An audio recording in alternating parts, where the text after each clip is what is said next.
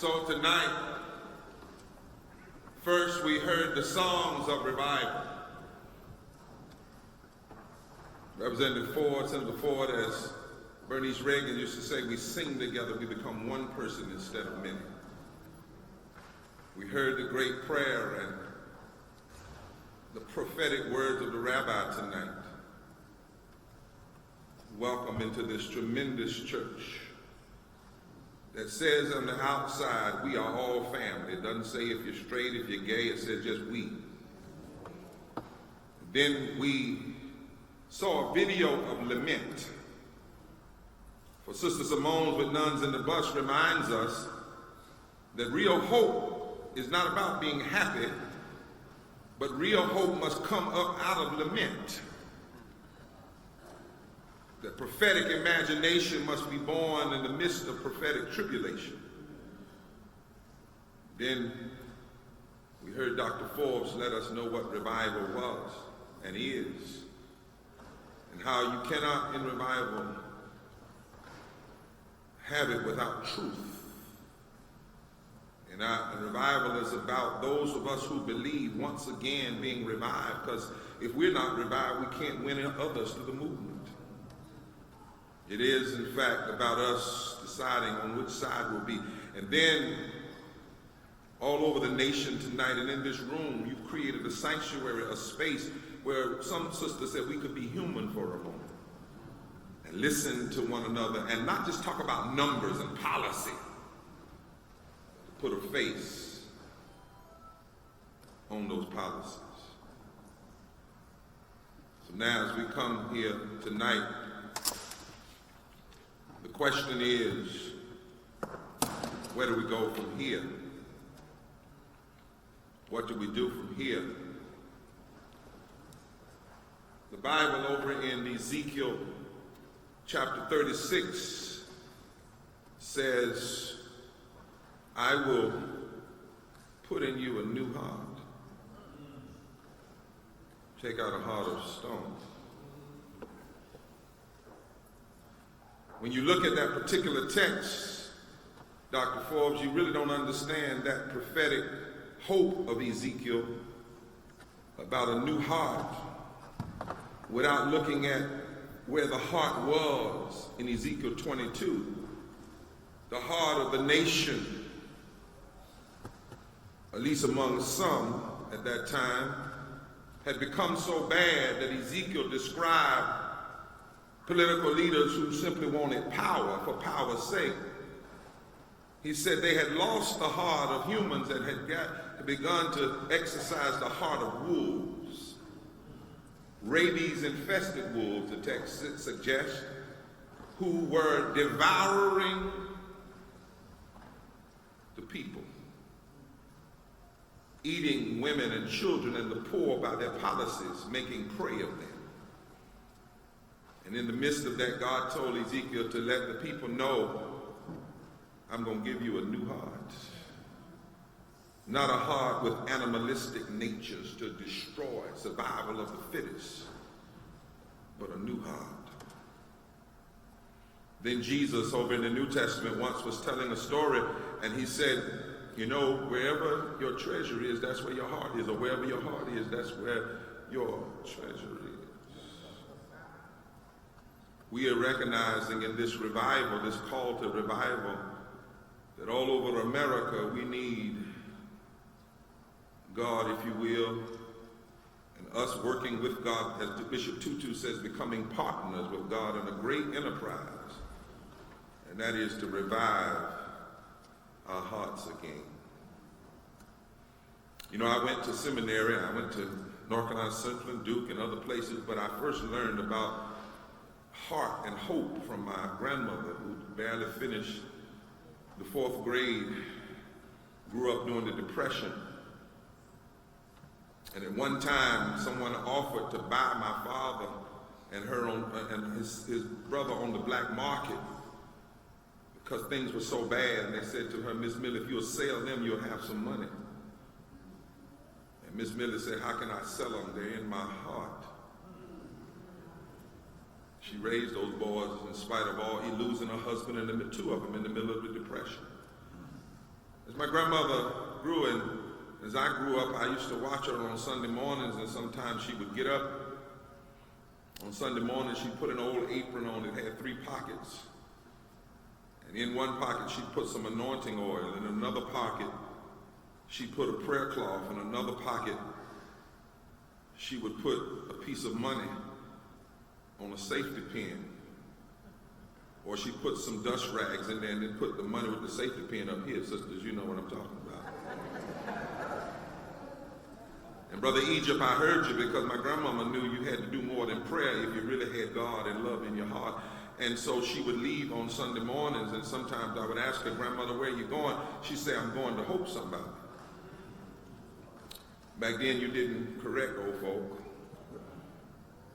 I, with my little 4th grade education, 6th grade education, thought she meant, she should have said, help somebody. She said, I'm going to Hope Somebody. Later on, when I studied Jürgen Moltmann and about hope, and I read Cornel West about hope and the danger of despair, I learned that Grandma was right. She was going to hope somebody, but not just with words, not just with entertainment. She would find people in the community who were sick, and if they needed to be prayed for and anointed, to be reminded that they were important, she'd take that oil out and anoint them. If they needed their house cleaned because they couldn't clean it themselves, she would take those rags out and clean it. If they needed a piece of money to feed the children, she'd reach in there and give them a holy handshake. She wouldn't let anybody see what she was doing because she was trying to hope somebody. She'd fold it up so that they didn't feel bad about receiving the money. Yeah, Grandmama. And I asked her one day, I said, Grandma, why don't more people go with you? Sometimes I see you and there's only 2 or 3 of you all in the prayer band. Grandmama said, well, son, some things you only do if it's in your heart. If your heart has been changed, maybe because you've been down and you know what it's like. Parker Palmer, a contemporary writer, has a book out on the heart of our democracy. Really, he lays out a fine point that every transformational movement, from the prophets to Jesus, to the abolitionist movement, to the labor movement, to the civil rights movement, to the war on poverty, was really a fight for the heart of the nation. And in that book, he says that the human heart is the first home of democracy. It's where we embrace our questions. Can we be equitable? Can we be generous? Can we listen with our whole beings? Can we really care? Do we have the courage, the relentlessness? Can we make a decision without ever giving up to truly pursue a living democracy? He then says the truth of the matter is what can hold us in this democracy or hinder us is what's in our hearts. He asked the question in the words of Bill Moyers, we have fallen, what do we do? How can we the people really move when we have fallen under the spell of money, faction, and fear? What really do we need in terms of a revival of the heart? The heart is where we integrate what we know in our minds and what we know in our bones. As I was looking at this, Tim, heart comes from the Latin word cor, C-O-R. So in its original meaning, it points to the core of the human self, that place where all of our ways of knowing converge. But that word is interesting, and as you all were testifying, I could hear it afresh. Core is also the Latin root from which we get the word courage. Courage. So really, heart, core, courage is that place where we find the courage to be human in an often inhumane world. That's our challenge today. If we the people are going to help heal this ailing democracy, we've got to have the courage to be human in an often inhumane place. And you know, Dr. Forbes lifted up that little book we read from. In that Holy Bible that we read, I carry a copy with me of the Poverty and Justice Bible. I hope you all will get a copy of it. It's a book that was put together by some young evangelical students who went to some of the people who were teaching them a form of evangelicalism that really had the form of godliness but not the power of it, because it was not about dealing with the poor and dealing with lifting people up. And they went through the Bible and they marked every passage in the Bible that had to do with love and mercy and justice and helping the least of these. And then they went back to those who were trying to teach them another gospel and said, you lied to us. Because there are more than 2,500 scriptures in the Bible that talk about love and justice and mercy and policies that are fair for people. I'm talking about the scriptures that are honored by Christians, Muslims, and Jews and others. It's at the heart of our faith, the centerpiece. There it is in Deuteronomy 15. If there is among you anybody in need, don't be hard-hearted. Look over there, you'll find it again in Psalms 82. Defend the cause of the weak, the fatherless, maintain the rights of the poor. There it is again, Psalm 140. I know that the Lord secures justice for the poor. Run on over to the New Testament. Luke chapter 4, verse 18, Jesus' first sermon. The Spirit of the Lord is upon me, for he hath anointed me to preach good news to the patokos, to those who have been made poor by systems of exploitations. There it is again, 1 John 3, 16 and 18. How are you going to know what love is? If anybody has possession and sees your brother or your sister in need and have no pity on them, how can the love of God be in them? From cover to cover, that holy book declares that at the heart of real faith is love and justice and mercy, and not just in a private sense, not just private charity. In fact, as Jesus was headed to the cross and preached his last sermon, he said, let me say something to the nation. He didn't say to individuals. He wasn't talking about giving somebody a turkey once a week on Thanksgiving. He said, the day will come when I will ask the nation, when I'll ask America, when I'll ask every nation, when I was hungry, did you feed me? When I was naked, did you clothe me? When I was in prison, bound up in the prison industrial complex, did you tear it down? Because inasmuch as you do it unto the least of these, you've done it unto me.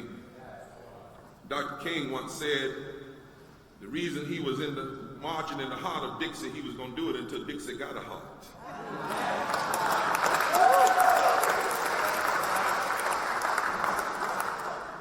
Late as 1967, Dr. King preached the sermon, The Meaning of Hope, but it sounds like a despairing sermon because he opens it like this: I'm worried about America. He said, I'm worried about a country founded on the principles created equal by God, still wrestling with whether or not the color of skin determines the content of character. He said there are two Americas. One is beautiful. People have all that they need. And then there's this other America that has a daily ugliness about it that transforms the buoyancy of hope into the fatigue. And when he preached that sermon, maybe it was at a revival like this, The Meaning of Hope, he then began to call for the Poor People's March. Because he knew that if you see pain, we then have a responsibility to address it. He saw a problem in the heart of the nation, and still right now, in America, we don't have a left problem or a right problem. I don't even like that language. We're working on that in this revival. I don't know why people keep talking about the left and the right. First of all, that's not even language that comes out of this century. It comes from the 17th century. Comes from the French Revolution, when those on the left didn't want the king and those on the right wanted the monarchy. And then I keep asking some friend, why do you call people right that you think are so wrong? I mean, what's the whole point? We need some new language. And and this is not a conservative problem or a liberal problem.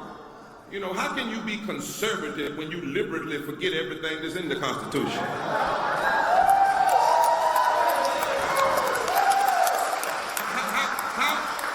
If there are 2,000 scriptures in the Bible that talk about love and justice, and you only focus on about 3 that you think focus on homosexuality, and none of those scriptures trump, you still got to love your neighbors yourself. How do you claim to be?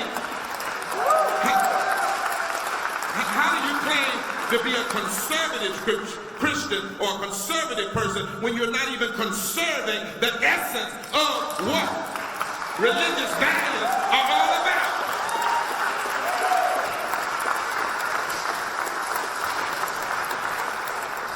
You just stay with me, Mike, man. I'll be all right. Turn it up so I can hear myself. So we don't have the left problem or right problem or conservative. We got a heart problem. When money and greed and political hubris, and I never will forget when I first heard Dr. Forbes say this, it shook something in my soul. I heard him talking, and he said, this pornographic amounts of money, lewd amounts of money being spent to take from people rather than lift them up. We got a heart problem. When there are those who believe that the key to a great America is to cut funding to public education. And when a report just came out on the anniversary of Brown last week, saying that now, today, we have the highest rate of resegregation in high poverty schools since the 1970s, 61 years,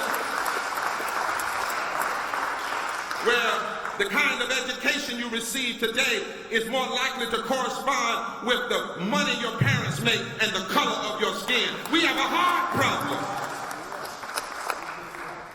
When we have not conservative politicians or right, but extremist politicians who give tax cuts to the wealthy that they don't need while raising taxes on the working poor.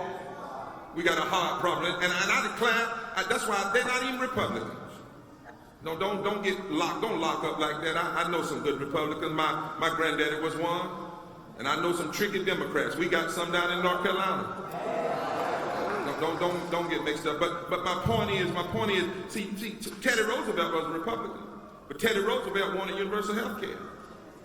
Teddy Roosevelt wanted a minimum wage. Teddy Roosevelt wanted to protect the environment. Teddy Roosevelt supported public education. Teddy Roosevelt said we need to get our money out of politics. Teddy Roosevelt supported raising the minimum wage. What we have in this country is extremism that has hijacked parties. We have a heart problem.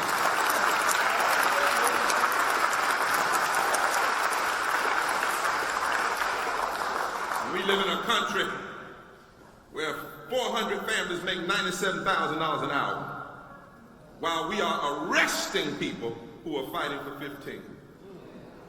And we live in a country where Professor Otto Schwammer of MIT says there's a blind spot in American economic theory today. It's called consciousness. Whenever an MIT professor can of all the words he knows as an economist, he has to use the word consciousness to describe the problem with our economic theories. We got a hard problem. Got a hard problem.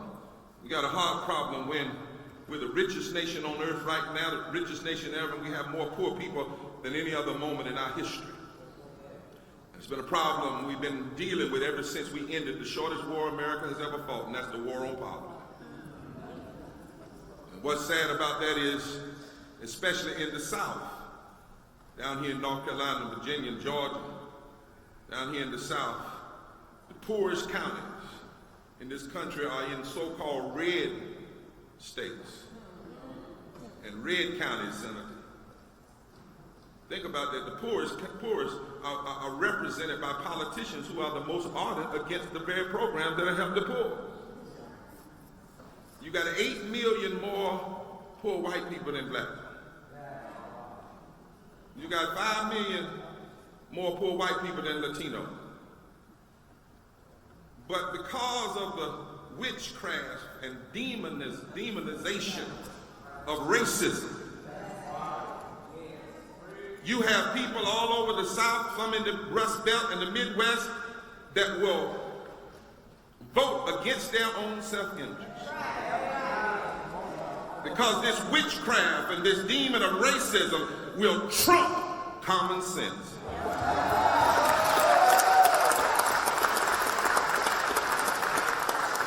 We got a hard problem.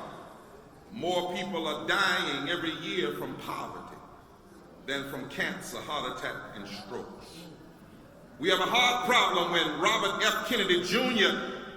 describes the Citizen United ruling as ushering in the completion of a hostile takeover of our government by corporations and billionaires. In fact, I told somebody one day, Dr. Forbes, that's the sex I'm really concerned about. That's the sex I want to talk about in the public square. I don't want to talk about people's personal sex lives. That's between you, your God, and the person you with. But the sex I want to talk about is that sex that I think Malachi talks about when a nation, or Hosea, when a nation has gone whoring after other gods. See, the sex I want to talk about is that illicit sexual relationship that went on between some members of the Supreme Court and big business that got in the back room, had intercourse, and produced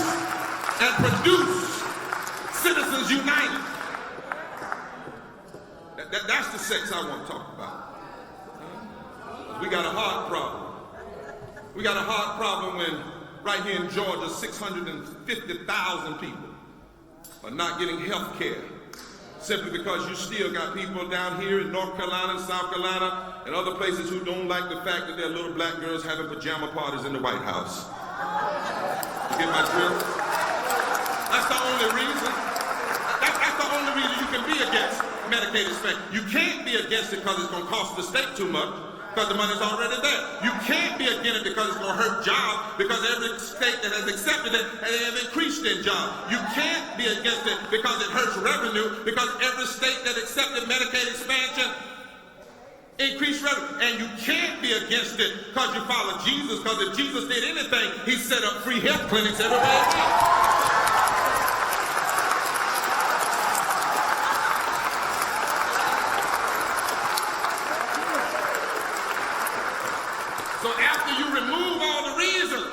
Just because you can't stand the black man in the White House, or maybe you don't want poor people to realize that if they vote, they live, because they never will stop voting. We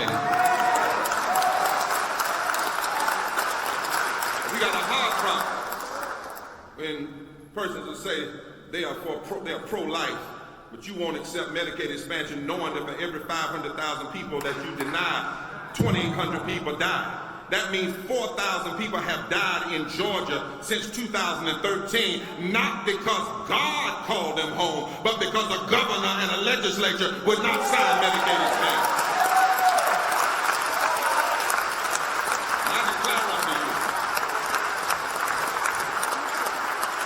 I declare unto you, we need to have the kind of preachers today and rabbis today and imams today. If somebody dies in your synagogue or your church or your temple because of the lack of health care, you ought to do like you did in the civil rights movement. You ought to have an open casket funeral. You ought to invite the media in, and you ought to say, this is what extremism looks like.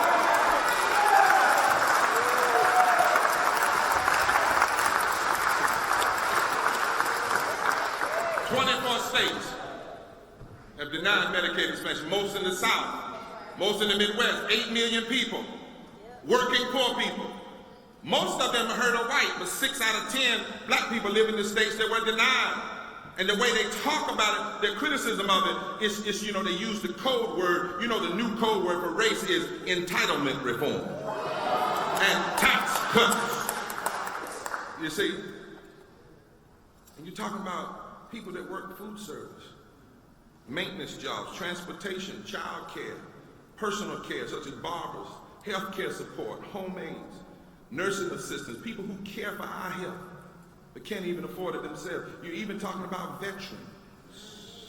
And what really shows that we have a hard problem is when politicians who get free health care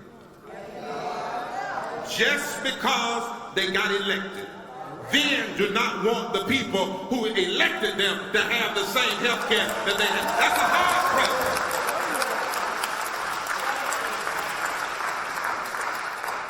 When the faith of a religion like Islam is castigated again and again and again for political reasons, and people say the same thing about Muslims they used to say about black men. They stir up sexual fears and violence fears. And when the public prayers of even students are attacked and violence is elevated as being all right and it goes mainstream, we have a hard problem. When politicians will pollute water, not just in Flint, but all over this country, and even in rural areas, and even the streams, and then cut a deal with politicians to protect and shelter the polluters rather than help the people, we have a hard problem. When we as a country sing about God's grace, God shed his grace on us, but then we deny grace to immigrants. We deny grace to the LGBT community. We deny grace to women and their health.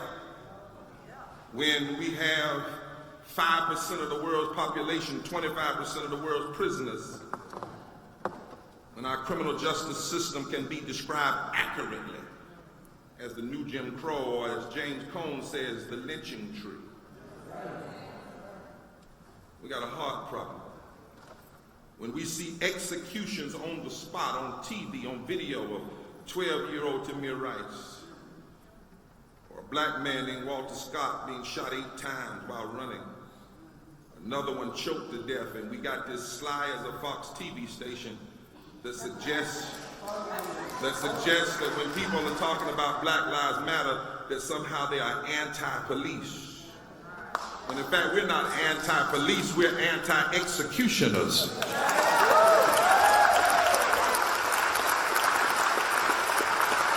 We don't like the death penalty if it's lethal injection, if it's electric chair, or if it's a cop that shoots you on the spot because a badge and a gun and the ability to kill is too much power for a bigot and a racist.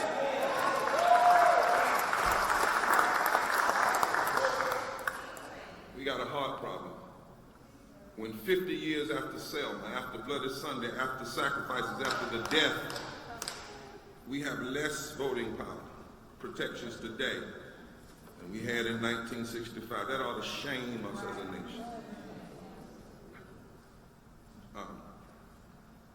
Strom Thurmond from South Carolina filibustered the 1957 Civil Rights Act for 24 hours. The United States Congress, under the leadership of McConnell and now Tim Ryan, formerly, what was his name? Boehner, has filibustered fixing the Voting Rights Act since the debacle of Shelby, June 22, 2013, for more than 1,000 days. Think about that. For more than 1,000 days, they have refused to fix the Voting Rights Act, which means there's no pre-clearance over Georgia.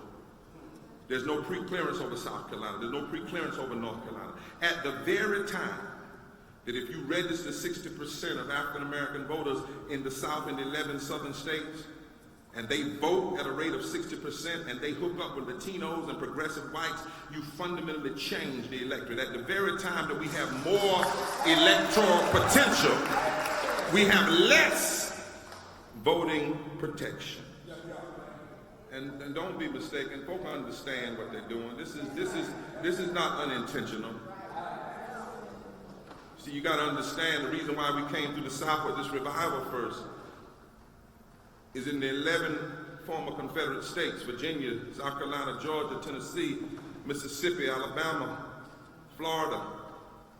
In those states, it's 11 states. If you control those 11 states, that gives you 22 senators in the United States Senate. That means you only need 4 out of the other 39 states.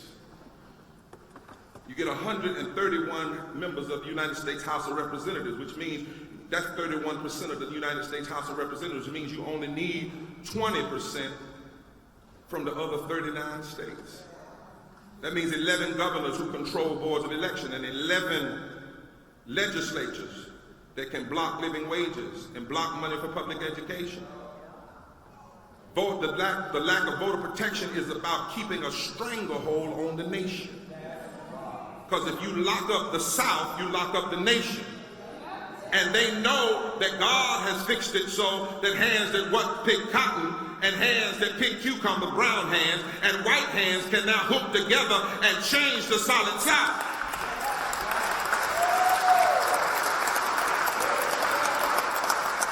And any time in a democracy you don't want people to vote, we got a heart problem.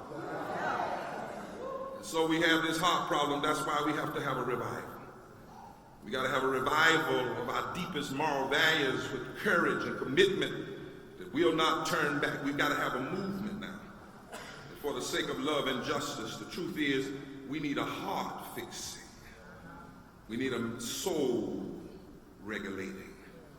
We need a movement, and you are it, for the cause of love and justice that says we're going to work with God to save the soul in the heart of this democracy. We've got those who are trying to tell us the way to a great America is to attack labor, attack public education, deny health care, deny LGBT rights, deny immigrant rights, deny living wages, turn to hate and fear, deny voting rights, and then make sure everybody can get a gun quicker than they can vote. Somebody has to say, not on our watch. Somebody has to say, if they are cynical enough to be together, we must be hopeful enough to come together. We must say that no longer are we going to allow the moral consideration in the public square to be where do you stand on prayer in the school, where do you stand on abortion, and where do you stand on homosexuality. Oh no. We want a revolution of moral values. We want to say that securing pro-labor and anti-poverty policy that ensure economic sustainability and fighting for full employment and living wages and affirmative action and the alleviation of disparate unemployment and labor rights and a green economy and making sure people have affordable housing and targeted empowerment zones and strong safety net for the poor and fair policies for immigrants and critiquing war and militarism that disable our ability to raise our standards here at home and infrastructure development and fair tax reform for poor people. Those are moral issues. Education equality for every child. Ensuring that every child has a high quality, well-funded, constitutional, diverse public education. That's a moral issue.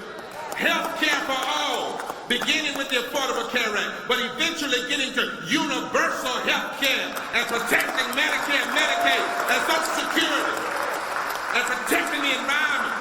Those are moral issues. Fairness in the criminal justice system, that's a moral issue.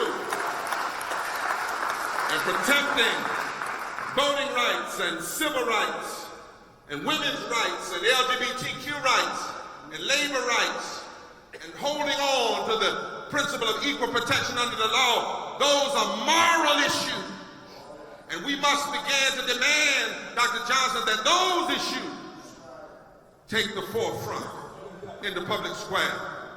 That's why we're moving across the country. That's why, Dr. Forbes, now thank you for inviting us. We didn't come here to stay here. That's not what a revivalist does.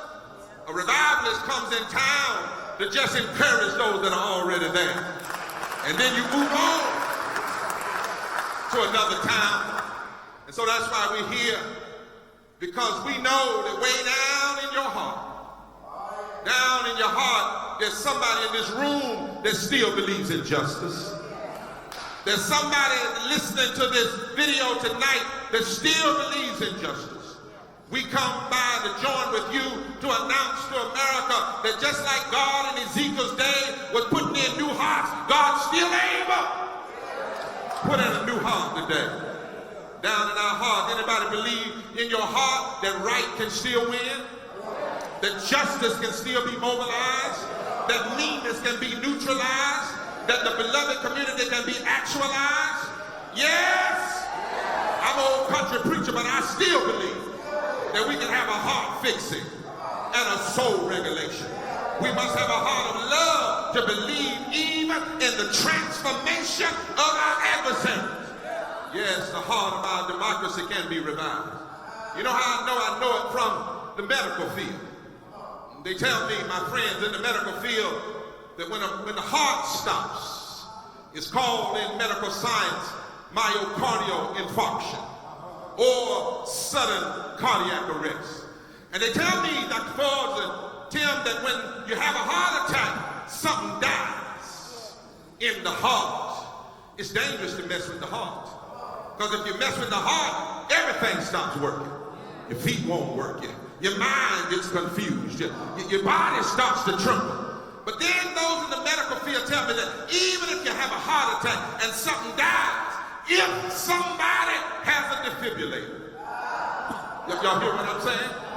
And they believe that the heart is worth saving, then they can restore the pulse of the heart. And they got to be willing to work on the heart. How do they work on the heart? First, somebody's got to call code. And that means everybody has got to focus on the heart now. I wish somebody would touch your neighbor and say code. And when code is called, everybody gets together. And somebody brings in the defibrillator. Because even if the heart has stopped, if you get the right defibrillator. Because a defibrillator is dangerous to a living person, but it's life to a dying person. Because the defibrillator has the ability to provide the necessary electric shock to bring the heart back to life. I just came by to tell you, we need in every state and every nation and this nation to be reminded that we are the moral defibrillators of this moment. It's our time to shock this nation. Did it in her time. Elizabeth Candace State did it in her time. Frederick Douglass did it in his time. Rosa Parks did it in her time.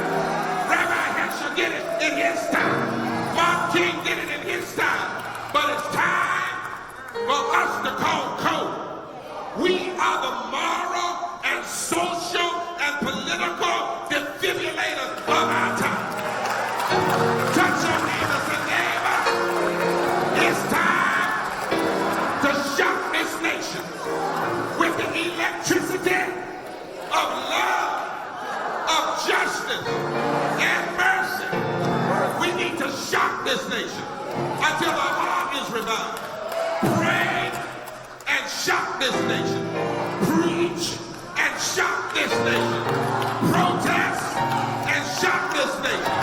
Litigate in court. Shock this nation. Lobbying in the halls of power. Shock this nation. Register people to vote. Shock this nation. Go to jail. Shock this nation. Don't worry about what the Tea Party's drinking. We can shock this nation. Don't worry about how much money the Koch brothers got. We can shock this nation. God can still give us a new heart. We can shock this nation. If my people will call by the name, go humble themselves, we can shock this nation. Weeping may endure for a night, but joy comes in the morning. We can shock this nation. If God be for you, it doesn't matter if the whole world is against you. We can shock this nation. They that wait upon the Lord shall renew their strength. They shall mount up on wings as eagles. They shall run and not be weary. They shall walk and not faint. We can shock this nation. I got a question. Is there still somebody that's got a heart for justice? Is there a sign of life? I feel a pulse in St. Mark Methodist Church. I feel a pulse down here in Georgia. If I was in the club,